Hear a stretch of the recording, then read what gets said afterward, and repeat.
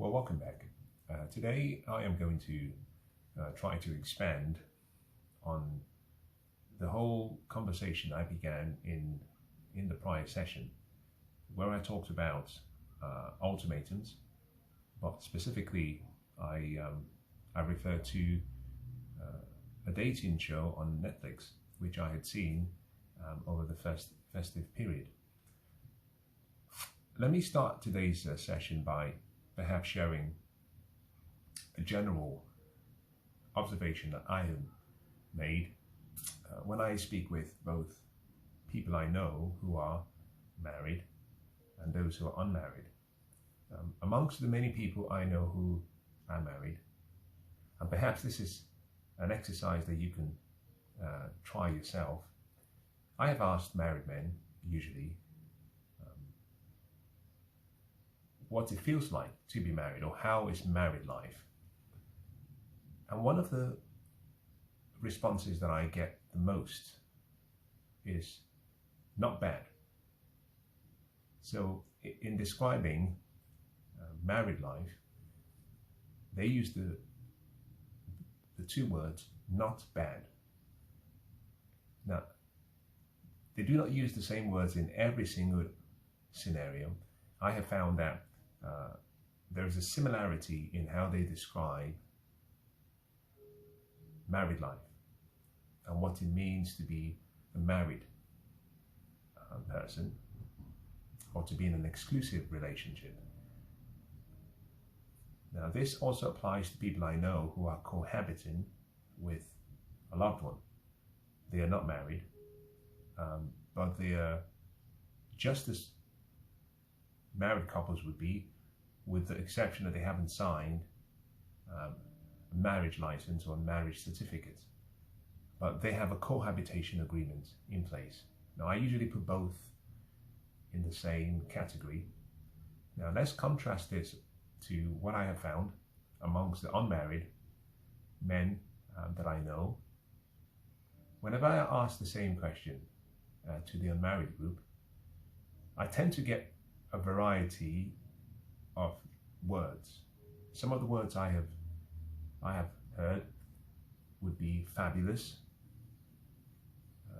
great, exciting, fun. Some have even said, I am having the time of my life.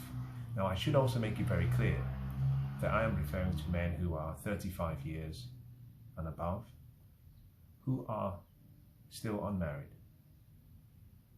Now, one of the things I've always found fascinating is the huge contrast between what married men respond with and what the unmarried and those who are living alone usually respond with. Fabulous, fantastic, I'm having the time of my life, great, incredible. And I've always been puzzled with the two separate responses for a number of reasons. One is that we have been told that one of the important decisions we all have to make at some point in our lives is to be married, is to meet someone who completes you and to move in with that person and to start a family. Many of you have perhaps heard this from your social group, your friends, your family, both your immediate family and your extended family. Even people in your community tend to expect that at a certain age, a woman should be married and a man should be married, and both should have kids, and both should be living a happily married life. I have also found that amongst those who I know who are either married or who are in committed relationships, or who are cohabiting, who live together with their significant other, I have found in almost, I know there are exceptions, but in the majority of the cases, I haven't met people who are more lonely. They are not alone, but they are lonely in that same relationship. And so in today's session, I'd like to talk about what I think is an interesting conundrum. the promise of happiness is somehow tied to the history of what we've been taught for a long time, which has to do with marriage. But what we're finding in the modern day and age is that those who actually are happy are those who have freedom, and they are those who are unmarried, who usually live alone, those who are not cohabiting with anyone. But most importantly, amongst the men, it often comes down to men who have achieved a significant dream, a significant goal, are able to meet their economic and financial needs with ease. And strangely, those men usually fall within the age of 35 and above. And strangely as well, they also there is a correlation in that when you get to that age, because you either have more access to resources, having achieved your dreams, you have more options to pick from amongst women. And so men who have paid the price of waiting, focusing on their dreams, becoming something, achieving a goal, and then deciding to go back into the dating scene, usually have a lot more choice as opposed to those who went into marriage very early, not having achieved a dream, not having achieved anything meaningful, and then being saddled within the institution of marriage. I have said before that there is no benefit of marriage to men.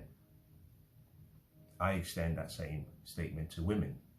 There is certainly a benefit if you want to have kids, and therefore marriage is of benefit, providing it's a happily knit together union. There is no benefit of marriage to men. Similarly, there is no benefit of marriage to women, although there are incentives and there are certain provisions that women do get in the event of a failure in marriage. Now, strangely, one of the things that has caused this shift, where most married men are not happy, and similarly, one of the trends I'm observing amongst people I know is that fewer men are getting married young, and fewer men are getting married at all. And that comes down to feminism. In many ways, feminism became, or has become, the birth control pill.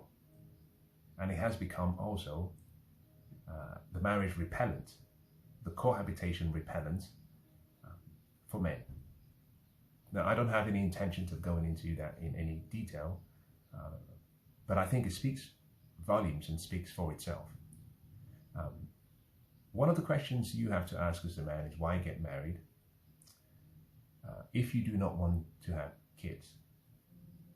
Because if you exclude having kids from your decision-making process, it is still possible in the modern West to have all of the benefits that would have accrued to people who were married. You can get all of those benefits without the liabilities, provided you do not have kids. And therefore,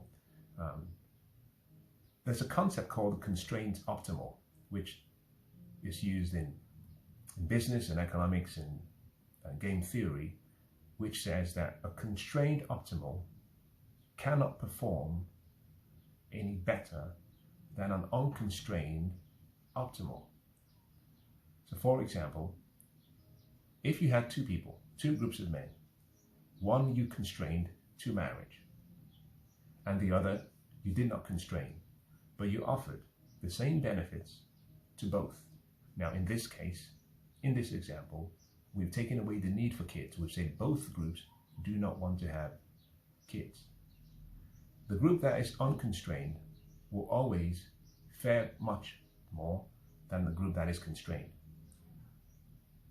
Which is the same reason why, when you compare modern men today who are married versus modern men who are unmarried, who live alone, who have no kids, and who are doing well, what you find is that those in the latter group are having the time of their life. I said before that this comes down to one of many reasons. It's multivariate. But one of the good reasons is simply because as a woman ages, she has less of what a man wants, which is her beauty, her youth, and her attractiveness. For those who want kids, is the ability to reproduce. But as a man gets older, we have more of what women want, which is fame, resources, wealth, connection, influence, and a social group, a network. And therefore, as men age, providing they delay the decision to get married until at least age 35, they're able to acquire all of the things that women want. But interestingly, they also then have a much larger pool of women to choose from. And as most people who have resources know, when you have resources, or you have fame, or you have a fortune, you have influence, you have power, you have wealth, there are fewer people with wealth than there are people with beauty. Beauty is a commodity. Wealth, influence, fame, power is a rarity. Something that's very, very, very, very interesting to observe. And therefore, if all you have is beauty, and all you have to trade is beauty, you have to apply a principle of the lost leader, which is you entice people with your beauty, promising other things other than beauty in order to keep the person. Whereas the person who has wealth, because wealth is earned, beauty is intrinsic in the most part. What we find is those who have beauty have a limited amount of offering on the table over a long period of time, because as the person ages, a woman, men want less of what she has. And for men, as we age, we have more of what women want. So for example, a man who is 45 can date women who are from 18 years all the way up to women who are 50 years. 18 to 50. That is a large pool of women to choose from. On the other hand, a woman who is 45 is limited in the range of men that she can date. Now, to make it very clear, in the dating marketplace is very different from the marriage marketplace. A man who is 45 has between 18 to 50 to date. He also has between 18 and 50 to marry from. A woman who is 45 has the same opportunity for dating as a man has, if the young men will accept her. But usually young men just want to have sex. So most of them seldom spend much time thinking about whether the woman is the most attractive. Therefore, the woman is not at a disadvantage, technically, in relation to the relationship or the sex marketplace. She just has to work much harder. It won't be so easy because there are fewer young men between 18 and 30 who want to date women who are 45. The challenge comes in when you move to the marriage marketplace, where the man has the same pool of women, but technically speaking, a woman who is 45 can only look to get married to a man who is roughly the same age or older, for which there are fewer of them. Now this creates an interesting ultimatum game that usually we tend to see. Women usually want men to choose them when they're at the peak of their beauty, their youth, and their fertility. Unfortunately, the men they give the ultimatum to usually fall within the same age range. So a woman who is 25 will give an ultimatum to a man who is 25, 26, 27, 24. She has the peak of what she has to offer in terms of the balance of power. She has beauty. He has potential. but he has achieved nothing. And men are usually guilted, forced to accept the ultimatum, which then limits all of the progress that they could make between 25 and 35. That's 11 years. All of that time is thrown away, and therefore what you find is most men who get married too early are stuck. Seldom do they achieve their potential, seldom do they fulfill a significant dream, because from the moment they get married, the union becomes the most important part of their life. The woman's need has to be met. Usually the woman's need is to be married. Her goal, her vision is to be married and to have a family. So once she has the family, the man becomes second place in the family, which goes back to why most men will say that being married is not too bad. They have nothing to be excited about. Now, ultimatums, in my opinion, seldom work. They do not work. They have a way of deceiving the person who has made the ultimatum in the short term that their need has been satisfied. But in the long term, what happens is the opposite. And the reason ultimatums do not work is because once you issue an ultimatum and the person accepts the ultimatum, they become imprisoned. They become imprisoned to your vision. Usually the timing is not right, or the vision is not theirs. And what that creates, as you can imagine, is two sets of scenarios. The first being that most men do not realize that they are in a prison. And there is a saying that if you cannot help someone escape from a prison except they acknowledge that they are in one. And for most young men, it takes about 10 years for the person to come to the understanding that this is a prison. The second is if we get imprisoned and we are aware of what we believe to be a hold, a trap, it's instinctive in our nature to free ourselves. So, such men, we self-sabotage because it's instinctive in our being to be free. Now, ultimatums should be avoided. It's better to sit down with both parties and express what you want and let the person decide. If they choose not to be with you, then that's just fine.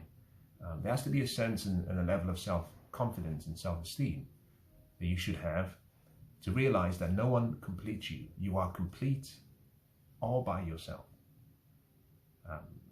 Now, I go back to the session I did yesterday where I talked about the Netflix show Ultimatum. And I like to point out something that I thought was quite sad. You had 10 couples,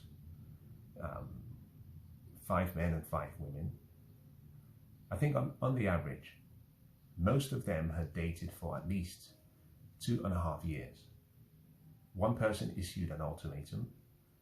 As part of the show, each person was given the opportunity to choose who they would want to be paired with over a 3-week period to see if the love they had for their prior partner was genuine enough to enable them make the decision to either accept the ultimatum or to rescind the ultimatum. Now, what I found very fascinating was the women in the relationships, without exception,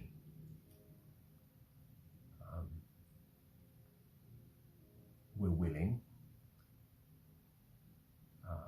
to experiment both emotionally and physically much more than their partners, the male, were.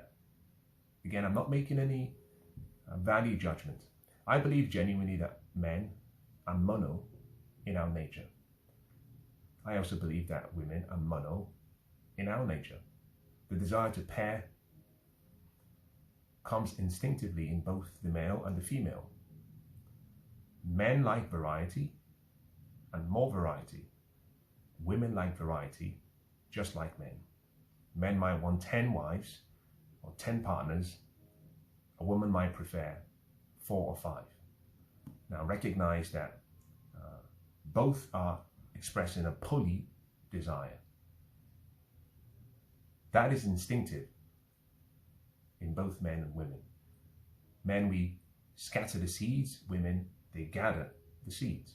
Now, but the point I am making is, what I found really fascinating was, in most of the cases, you had the young men being pressured into marriage, into making that decision too young.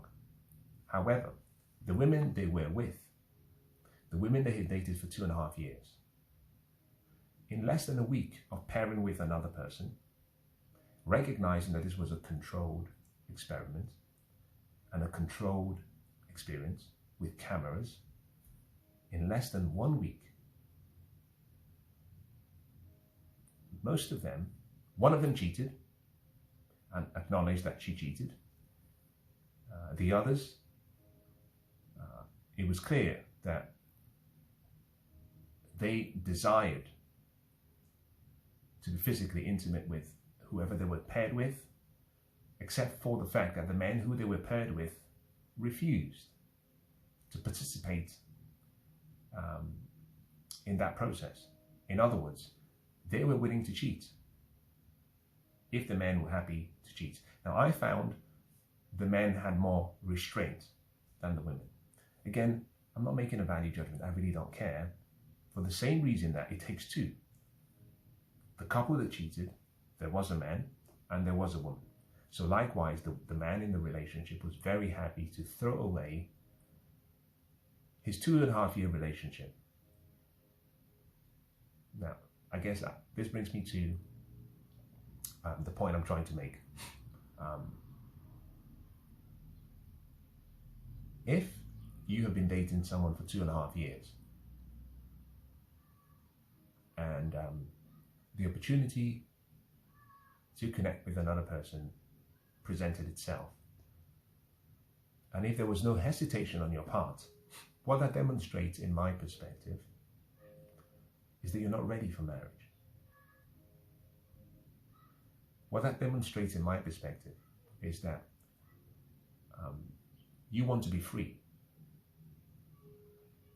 And it's important for you to be free.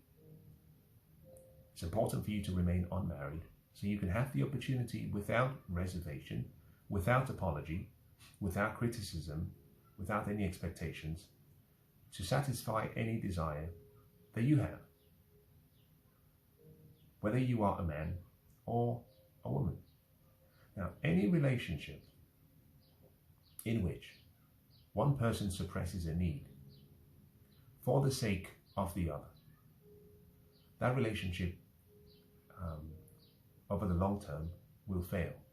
Now, we saw this in the same show.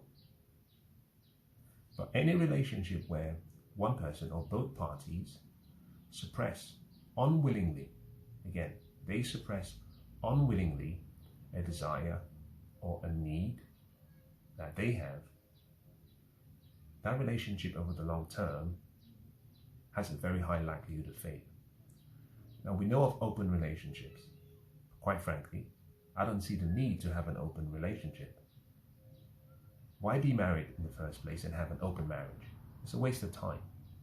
You may as well remain single, date, live separate lives, live in 2 separate homes, but have the freedom to fulfill your desires without hurting the other person. Therefore, my view is that society and even our families have created an expectation that is antithetical to who we are in the modern world today and how we have been raised. The social mores, the etiquettes, the value system, you could even say the restrictions we had in the past, good, bad, or indifferent, that caused men and women to seek to be in an intra-dependent relationship no longer exist. That bond no longer exists. And so, the idea that you might be considering marriage, if you are not traditional in your mindset, if you haven't carried your cross, and if you haven't decided to with that cross on your back, walk all the way to Golgotha and die to your old self, if you're not willing to die to that old self, it's best for you to remain unmarried. Be free. Explore the world. Have those desires met. Especially, and this is perhaps quite significant, especially if you have no desires to have kids. There is no benefit to men to be married in the modern West today. There is also no benefit, although there are incentives, for women to get married in the modern West today. And as I bring today's session to a close, some people will disagree. And let's assume you're one of those who disagrees. Now, whether you are a man or whether you are a woman, whether you've decided, I am going to be the exception to the rule and my marriage will succeed, because in the UK, we know that on the aggregate, 1 out of 2 marriages fail. And 70% of the time, the woman is the one who files for divorce. In the remaining 3 out of 10 or 30%, half of the time the man is the one who is forced to file for divorce on the wife's behalf. So we can argue that roughly 85% of the time the woman files for divorce. Now, what that simply means is that women are more dissatisfied in their relationships than men are. Which also means that the question of the significance of marriage for women needs to be taken more seriously. And whilst I do speak to men, and I do say there is no benefit to men to get married, there is a stronger case or a stronger argument that women can make where they say there is no benefit to us because we're very dissatisfied and we're disappointed in our marriages. Now, you have to juxtapose that with the fact that there are some incentives. The family courts, alimony, the legal system, the judicial system, all come together to support the woman in a disproportionate way. In any case, let's say you've made up your mind whether you are a woman or you are a man, and you're moving forward with marriage. Similar to someone who's driving a Ferrari, and ahead it's a brick wall, and you're driving at 300 miles an hour. It's exhilarating, it's great. You can feel your adrenaline, you can feel your testosterone, and you have no intention of slowing down. You've seen the brick wall, you're going through that brick wall, no matter what. Let me leave you with something I think perhaps you should keep in mind should you decide to go ahead nonetheless. You should sign a prenup, a prenuptial agreement. And if you are not going to get married, which most people in the UK are not getting married in the traditional sense, but we are cohabiting with people, in that case you should sign a cohabitation agreement, a prenuptial agreement if you will be getting married, both for men and both for women, or a cohabitation agreement, so that should things turn out slightly different to your expectations, you don't pay a price too high compared to the benefits you received. Now, I hope that's been